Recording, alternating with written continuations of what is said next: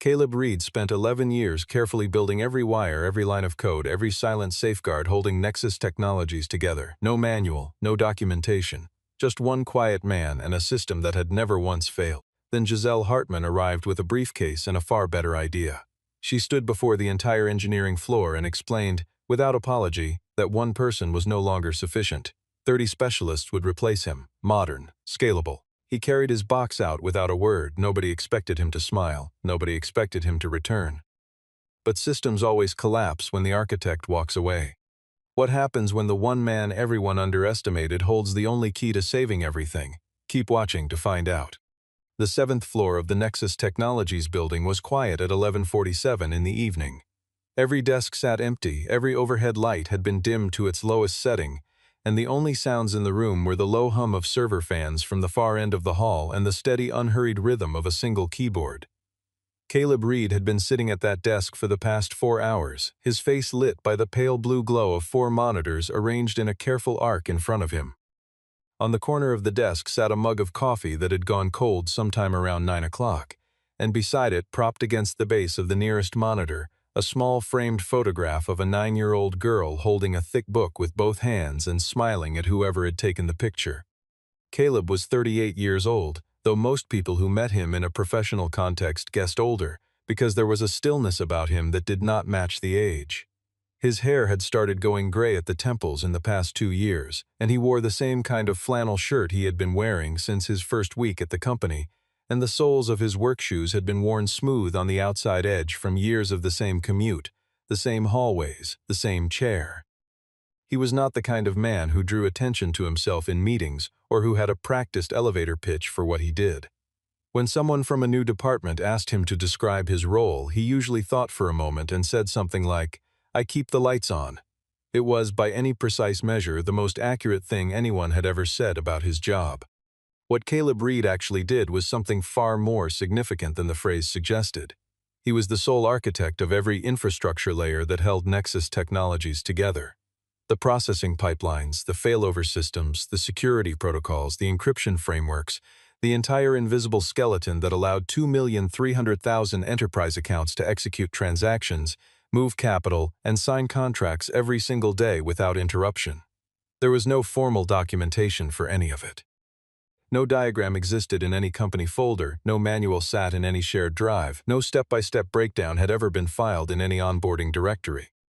Every decision made over 11 years, every shortcut avoided, every crisis quietly resolved at 2 in the morning while the rest of the building slept, every architectural choice that had preserved data integrity through power failures and server replacements and the gradual scaling of the client base from hundreds to hundreds of thousands. All of it lived in the mind of one man in a flannel shirt who drank cold coffee and never once asked to be celebrated for any of it. 11 years ago, Caleb had been the 3rd person hired at Nexus when the company was a 12-person operation working out of a rented floor above a print shop on the east side of the city. The CEO at that time was a man named Marcus Webb, and Marcus had 2 qualities that set him apart from most people Caleb would ever work for. He understood the boundaries of his own knowledge, and he trusted the people whose knowledge extended beyond his. Marcus gave Caleb a server room, a reasonable budget, and no interference, and what Caleb built over the decade that followed was something that never made headlines and never failed either. During the internal financial shock of 2019, when a cascade of client payment defaults nearly collapsed the company, and the board was meeting in emergency sessions 3 nights a week, it was the infrastructure that held, silently, without drama, exactly as it had been designed to do. The email from Human Resources arrived at 6:42 in the morning, while Caleb was still at his desk. The subject line read, "Mandatory all-hands meeting, engineering floor, 9 a.m." He read it once, closed his laptop slowly, and finished the last cold swallow at the bottom of his mug. He did not read it a second time. 3 weeks before that morning, the board of directors at Nexus Technologies had voted 7-2 to bring Giselle Hartman in as the new chief executive officer. The 2 dissenting votes came from Diana Voss, a board member who had been with the company since its 3rd year, and one other director whose name was not publicly disclosed. Diana had not objected to Giselle as a person, she had objected to the pace. Too much change compressed into too little time in a company whose most critical systems had no documented blueprint. That concern was entered into the meeting minutes and then set aside without further discussion. Giselle Hartman was 42 years old and moved through a room the way someone moves when they have spent a long time being told they are exceptional and have quietly decided to believe it. Her hair was dark and cut short and precise, and she dressed in gray or navy suits, and she had a professional record that was genuinely impressive. 3 technology companies restructured, 2 turned from near bankruptcy to profitability within 4 years. 1 sold for a figure that made the board members who had voted for her feel very satisfied with themselves. She did not ask many questions, because she had found that asking questions slowed things down, and she had built her career on moving faster than other people were comfortable with. In her first 2 weeks at Nexus, Giselle conducted what she called a structural audit. She sat in on meetings without speaking, walked floors without explaining herself, and read reports that had not been prepared specifically for her. Then she sent the board a document titled Dependency Risk Assessment, Nexus Infrastructure, and in that document she described Caleb Reed using the phrase single point of failure. Not his name, not his history with the company, not the 11 years of work that had quietly kept every system running, just the category, a structural flaw to be corrected. Her solution was a team of 30 specialized engineers contracted through a consulting firm called Architect Solutions. Cloud architects, DevOps engineers, database specialists, security professionals. The total cost of that contract was 8 times Caleb's annual compensation, but that figure did not appear on the first page of her proposal to the board. What appeared on the first page were words like scalability, redundancy, future-proofing, and institutional resilience. The board approved it within 48 hours. Owen Blake had heard the news from a contact in human resources 3 days before the all-hands meeting. Owen was a mid-level engineer who had shared a floor with Caleb for 6 of those 11 years, and he found him in the break room that afternoon and told him everything he knew without editing it. Caleb listened without interrupting. He did not go pale. He did not raise his voice. He did not ask how certain the information was or whether there was any avenue of appeal. He nodded slowly and said, "Thanks for telling me." Then he finished the second half of his sandwich. Owen stood there for a moment, watching, trying to read the stillness on his face, and could not find an interpretation that satisfied him. The all-hands meeting began at exactly 9 in the morning with 47 people seated in the large conference room on the engineering floor. Giselle stood at the head of the table with Aaron Mitchell to her left, and a woman from Human Resources whom Caleb had never met before to her right. There was no screen, no slide deck, no visual presentation of any kind. Giselle had always found that slides made people feel like they were watching a performance rather than being told something true, and she preferred the latter. She opened with language about the future, about scale and ambition, about the demands that regional expansion would place on infrastructure systems, about the distance between where the company's technology currently stood and where it needed to be. She was measured and professional and clear, and for the first 5 minutes of the speech she did not mention Caleb Reed by name. Everyone in the room understood what was coming. No one spoke. Then she turned and looked directly at him. He was seated in the 3rd row of chairs along the left wall, and she addressed him in front of 46 colleagues because this was, in her words, a matter of organizational strategy rather than anything personal, and presenting such decisions openly reduced speculation and helped teams move forward without lingering ambiguity. She had the generosity, or the calculation, to frame what she was saying as something not entirely fair to him, that it was not equitable to any organization or to any individual to build a structure in which a single person carried knowledge that no one else could access. She said that Nexus had relied for too long on an architecture that could not survive the departure of one employee. She said a company of this scale had a responsibility to its clients that superseded any individual contribution, however significant. She said what she was announcing was not a reflection of his performance but of the company's need to build something more durable, and she used the word durable 4 times. The room was very quiet. Owen Blake's hand tightened on the edge of his chair. Several younger engineers found reasons to look at their phones.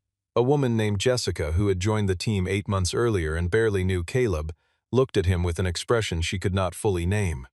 Caleb did not interrupt. He did not frown or cross his arms or show any of the physical signals of a person deciding whether to fight. He sat with both hands resting flat on his knees and let her finish. He had spent 11 years in rooms where decisions were made without him and had learned over a long time that argument in the wrong moment costs more than silence in the right one.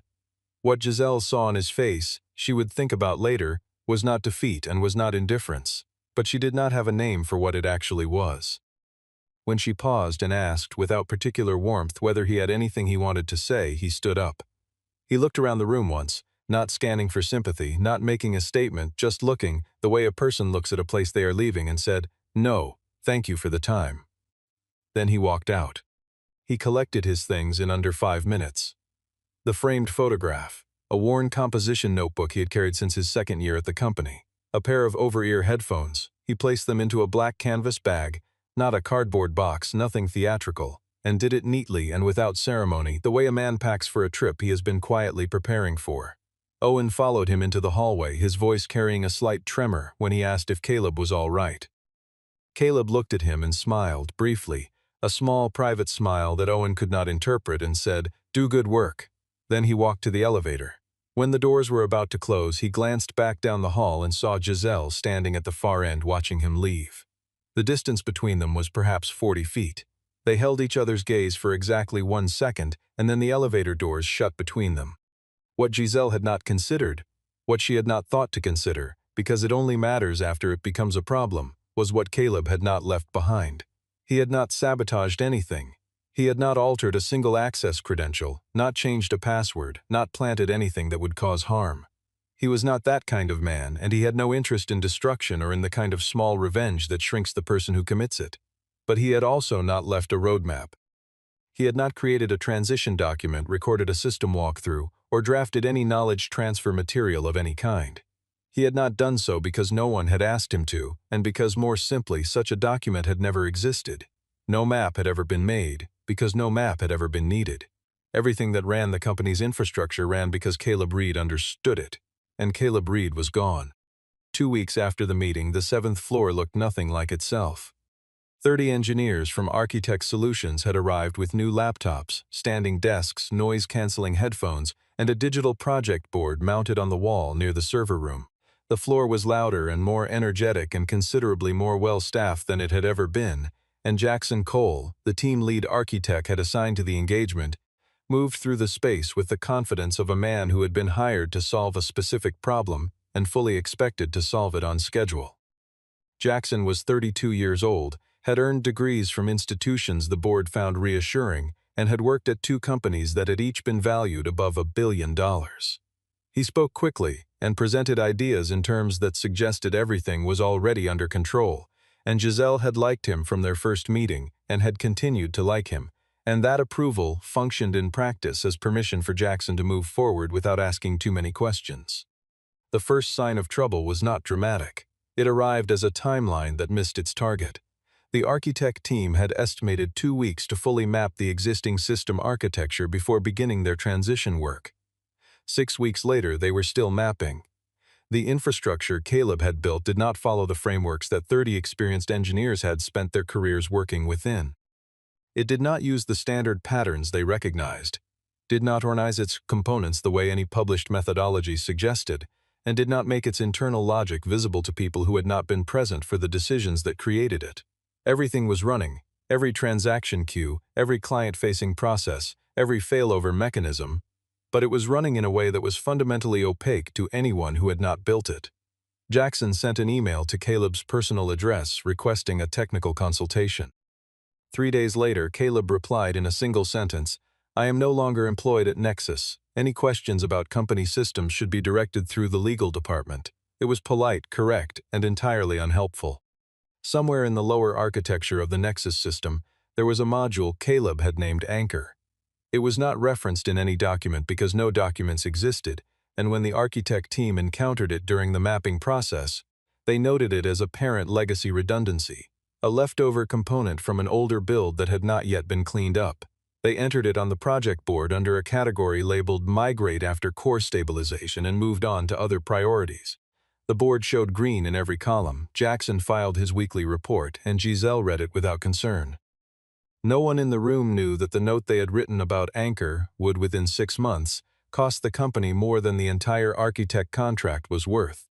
3 days after leaving Nexus, Caleb received a brief email from Marcus Webb. "Heard what happened. Call when you're ready." He read it, folded the laptop screen down, and made coffee. In the first week after leaving, he repaired a workbench in his spare room that had been broken since the previous winter, cooked actual meals instead of ordering takeout, and slept before 11 o'clock at night for the first time in longer than he could accurately remember.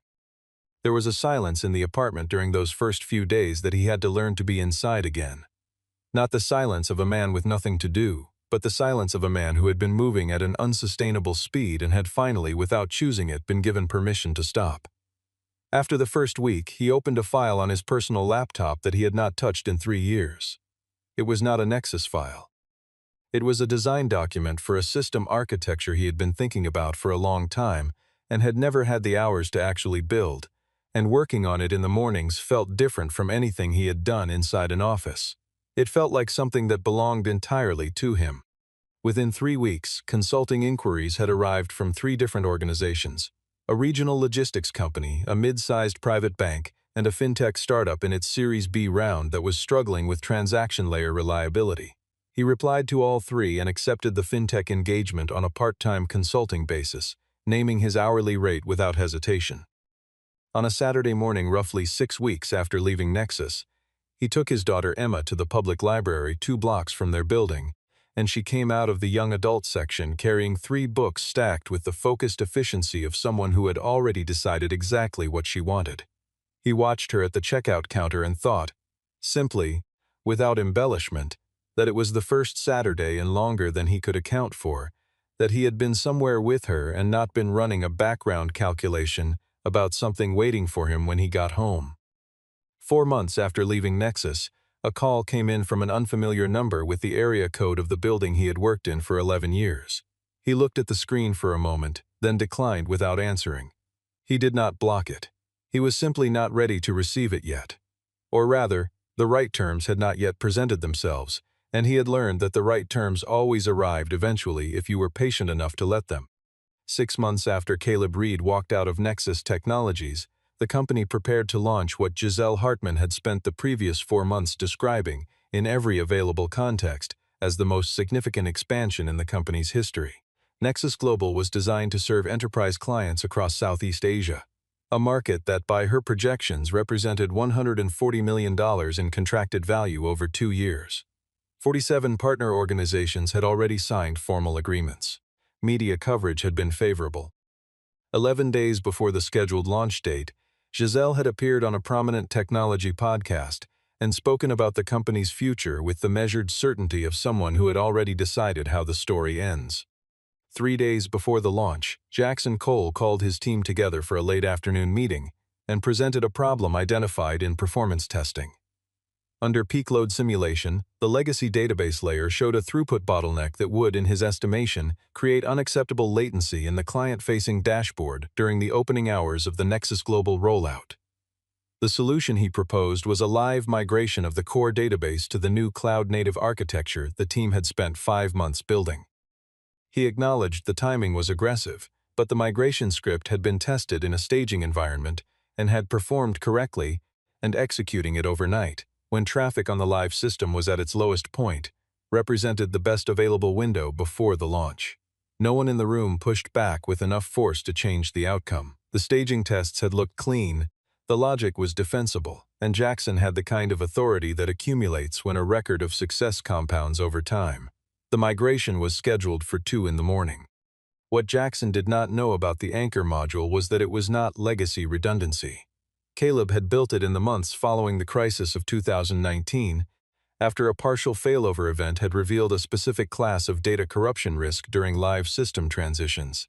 Anchor was a transaction integrity protection layer, a mechanism that monitored every write operation during any migration or failover event and locked the system into a full frozen state if it detected any pattern attempting to modify core transaction records in a way it had not been designed to recognize.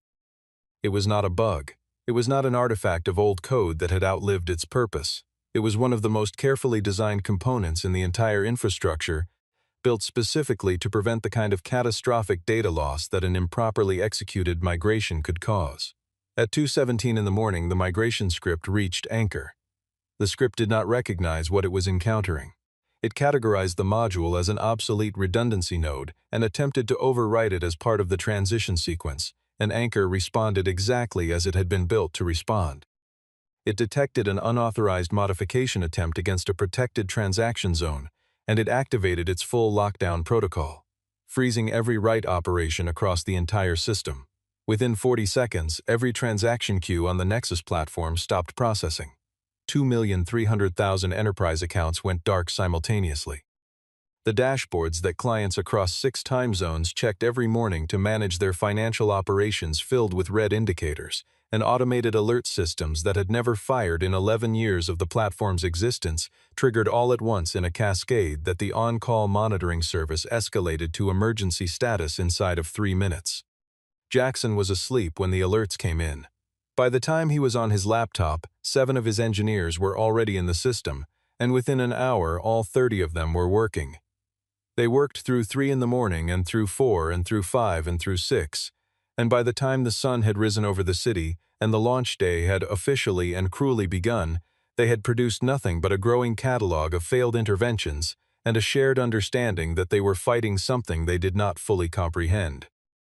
Anchor had not simply locked the system. It had locked it in a way that actively resisted every approach they tried. Every attempt to manually override the freeze triggered a secondary lockdown. The safeguard was functioning precisely as intended, and none of them knew how to tell it to stop without risking the data it was protecting. At 6:30 in the morning, Giselle walked into the main conference room and sat down across from Aaron Mitchell and Jackson Cole and looked at the wall-mounted dashboard, which was entirely red. The emails from partner organizations had already begun arriving. 3 of the largest had sent formal communications citing SLA violation thresholds and demanding a response within 4 hours. Giselle called an external consulting firm she kept for technical emergencies. They arrived within 90 minutes, reviewed the system, and told her what she had not been prepared to hear. The architecture was unlike anything in their experience. The lockdown mechanism was functioning as an intentional safety design rather than an error state, and reversing it without understanding the original logic would risk corrupting every transaction record in the database. Then one of the consultants looked at her directly and asked a question she had been dreading since the previous night. The person who built this system, do you have a way to reach them? The first 24 hours of the crisis produced the particular kind of motion that looks like progress while generating none. Jackson's team rotated in shifts, some engineers sleeping on break room couches and others cycling back in after brief rests, and the system remained locked. Every bypass technique they attempted was absorbed by Anchor's secondary protocols, as though the module had anticipated their approach, which, in a precise sense, it had. Caleb had layered the protection with the understanding that a future team might attempt exactly this kind of intervention, and he had accounted for it. By midday, a post on an anonymous technology forum described a major service outage at Nexus Technologies affecting dozens of partner integrations, and the post attracted attention quickly.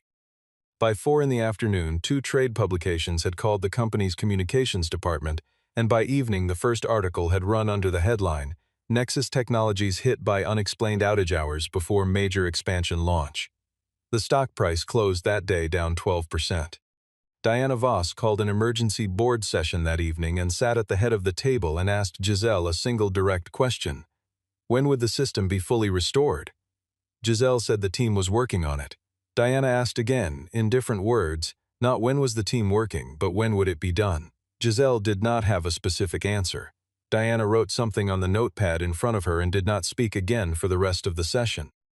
On the second day, 3 of the largest partner organizations formally invoked their SLA violation clauses, putting $67 million in contracted value at immediate risk, and a regional bank that had been among the company's longest-standing clients issued a public statement temporarily suspending its Nexus integration pending resolution. The stock fell another 14%. Owen Blake had been watching all of it from his desk, going through the motions of his own work while tracking the mounting damage around him. He had thought about saying something for 2 full days before he finally acted on it. The hesitation was not cowardice. It was the reasonable reluctance of a person who is about to step into the space between 2 forces that are much larger than himself. But on the afternoon of the second day, he went to Diana Voss's office. Not through the scheduling system, not through any official channel, and knocked on her open door and stepped inside and said the thing that everyone had been circling around for 48 hours without naming. The only person who can open Anchor is the person who built it. Diana held his gaze steadily, without surprise, as if she had already arrived at this conclusion and had simply been waiting for someone else to say it out loud. "Caleb Reed," she said. Owen nodded. Aaron Mitchell had already made 3 attempts to reach Caleb through direct channels. A phone call that went to voicemail, an email that received no response, and a personal message sent through a former HR staff member who had maintained a friendly relationship with Caleb during his time at the company. None of them heard back. The silence was not hostile. It was the silence of a man who had been told his terms were not required, and who had restructured his life accordingly, and who was not about to dismantle that structure on someone else's timeline. On the 3rd day, the stock price dropped another 16%, bringing the cumulative 3-day loss to over 30% of the company's market value. A financial publication ran a feature piece examining Nexus's recent restructuring, and though the article was careful with its language, its conclusion was not difficult to read. Jackson Cole sent an email to Giselle at 7:40 in the evening, after 70 hours of near-continuous work. The email was 4 sentences long. The engineering team had exhausted every available technical approach. Anchor could not be safely reversed without access to the original design logic. The migration could not be completed without understanding what Anchor was built to protect against. The final sentence read, "We need Caleb Reed. There is no other option." Giselle sat in her office after reading it. The city outside the window had gone dark. She knew what she had to do, and she made herself sit with the weight of it for a moment before reaching for her phone. It was not Giselle who made contact first.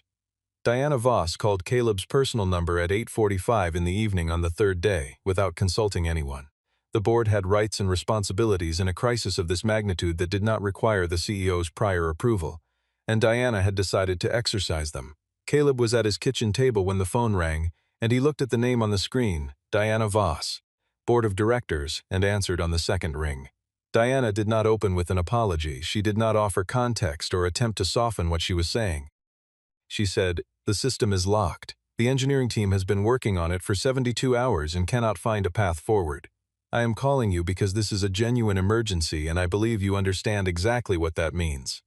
There was silence on the line for 3 seconds. Caleb said, "I understand."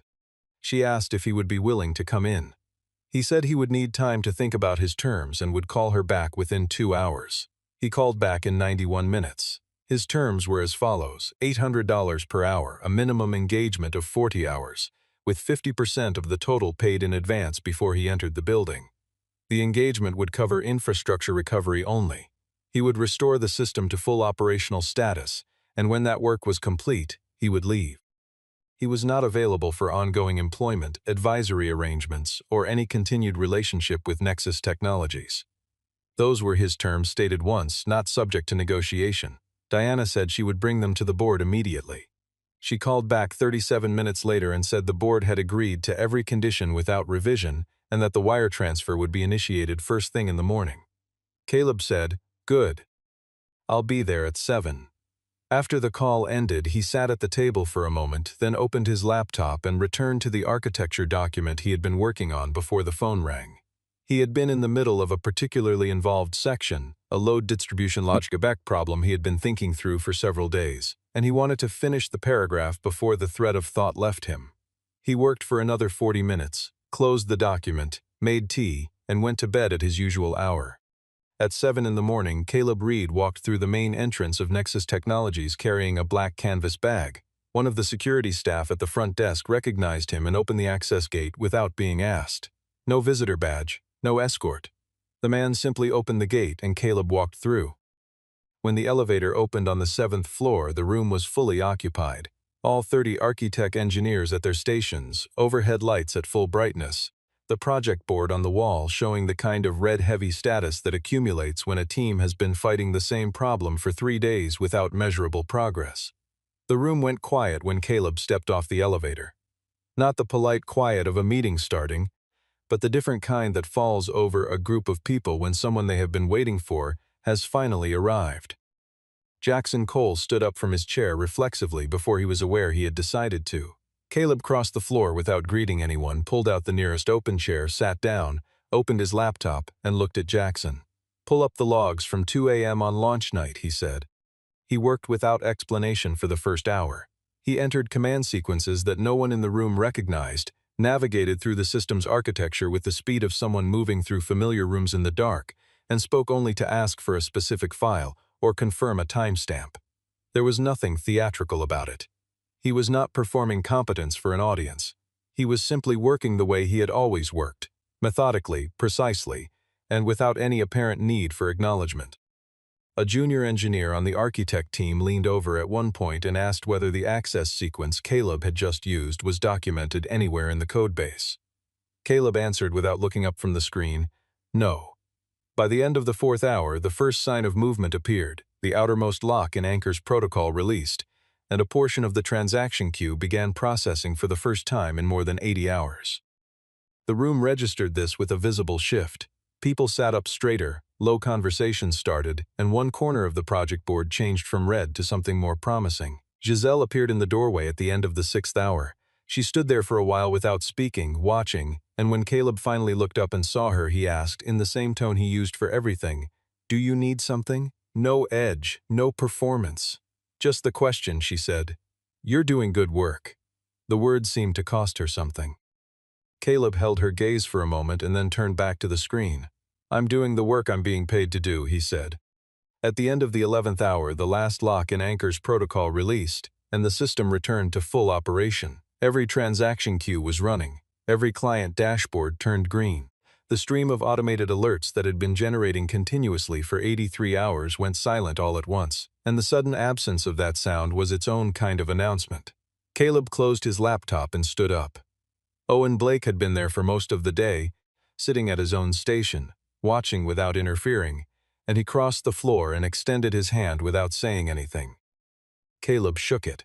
Before picking up his bag, Caleb turned to Jackson and spoke without accusation or performance. "Anchor is a transaction integrity failsafe. Do not modify it unless you fully understand what it is protecting against. I'll send you a technical summary by email within 3 days." Jackson nodded. He had the look of someone who had just completed a very expensive education. Diana Voss caught Caleb at the elevator and told him the board wanted to extend an offer for a longer-term engagement, on whatever terms he chose to name. Caleb considered this, genuinely, briefly, and then shook his head. "I have my own work now," he said, "but thank you." The elevator opened and he stepped inside. In the weeks that followed, the damage was assessed with the careful language institutions use when they are documenting their own failures. The board's internal review concluded that the decision to terminate the company's lead systems architect without a structured knowledge transfer process, combined with the decision to execute a live database migration on a production system less than 48 hours before a major platform launch, represented two distinct strategic errors whose convergence had been, in retrospect, foreseeable. Giselle Hartman was not removed immediately, but the board appointed an independent chief technology officer whose authority over infrastructure decisions superseded hers, and several of the responsibilities she had held since arriving were redistributed without ceremony. It was the first time in her career that she had not controlled the full outcome of a situation she had set in motion. She sat alone in the conference room one afternoon after a long board session, after everyone else had gathered their folders and left. On the table in front of her was the review report. She turned to the final page and read the closing line slowly. The departure of the lead architect created an undocumented knowledge gap that no standard transition process could have bridged within the available timeframe. She folded the report, set it on the table, and looked out the window at the city below for a long time. The story had no interest in telling her what she was thinking. The expression on her face said enough. 11 days after his final day inside the building, the advance payment and the remaining balance of Caleb's consulting fee were transferred to his account exactly as agreed. He looked at the notification for a moment, set his phone down, and returned to the work he had been doing. An architecture document now well over 100 pages, dense with decisions he had been turning over for years, and finally had both the time and the freedom to execute correctly. The fintech startup had asked whether he was open to expanding the scope of the engagement. He was considering it. A week after the system was restored, Diana Voss sent him a short message. "If you ever want someone from a board perspective involved in what you're building, I'm interested." He read it twice, set the phone down, and thought about it for a full day before writing back. "Let me think about it." It was not a refusal. It was, in fact, the most open response he had offered to any invitation in quite some time, and he did not press himself to understand exactly what that meant. On a Tuesday morning, with the sun coming through the kitchen window and a cup of coffee still warm on the desk beside him, Caleb Reed opened a new file on his personal laptop. He looked at the name he had typed in the title field for a moment, The way a person looks at the first line of something that belongs entirely to them and has not yet been complicated by anyone else's opinion of it. Then he began to work, not for a company that had decided he was expendable, not to prove anything to a room that had watched him leave without a word of argument, not because he needed the world to acknowledge what it had cost itself by underestimating him. He worked simply because this was the work and the work was his, and it had always, from the very beginning, been enough. The file was named Anchor 2.0.